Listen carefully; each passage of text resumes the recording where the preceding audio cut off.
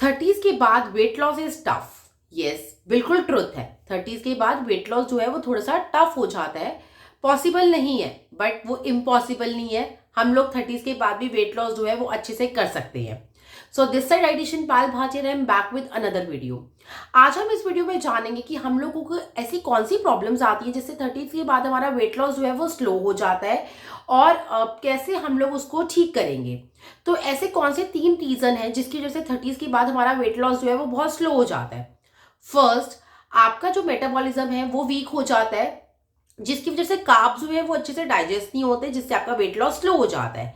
Second, आपकी जो muscles हैं वो लॉस होना स्टार्ट होते हैं। एवरी ईयर 1 to 2% आपके जो मसल हैं वो लॉस होते हैं, जिसकी वजह से आपका वेट लॉस जो है वो स्लो हो जाता है।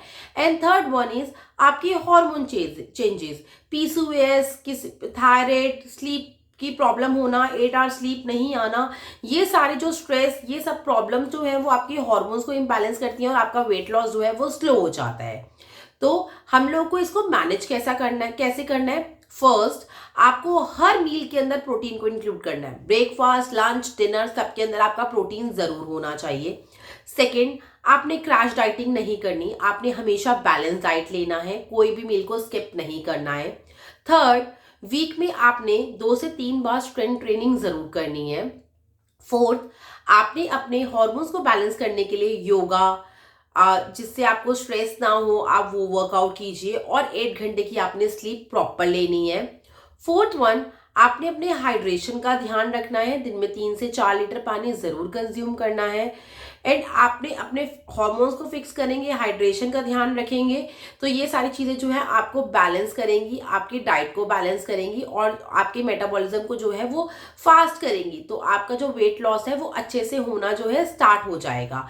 आपने लेट नाइट क्रेविंग्स नहीं करनी है, अवॉइड करना है, आपने लेट नाइट क्रेविंग्स नहीं करनी है। वीकेंड की आपने जो है ओवर ईटिंग नहीं करनी है, आपने स्ट्रेस ईटिंग नहीं करनी है, आपने इमोशनल ईटिंग नहीं करनी है। तो आपने इन सब चीजों को मैनेज करके चलना है, अपनी डाइट को बैलेंस करके रखना है। तो आप देखिएगा कि आपका मेटाबॉलिज्म फास्ट होगा और आपका वेट लॉस भी होगा।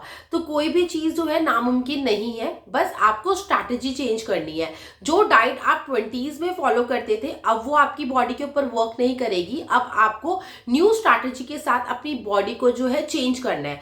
तो बॉडी जो है वो स्लो नहीं हुई है, बस आपको अपनी स्ट्रैटेजी को चेंज करना है, ताकि जो है वो अच्छे से और बूस्ट हो सके। सो अगर आपको ये वीडियो अच्छी लगी है तो आप चैनल को लाइक कीजिए, सब्सक्राइब कीजिए और वीडियोस को शेयर कीजिए। Thank you so much.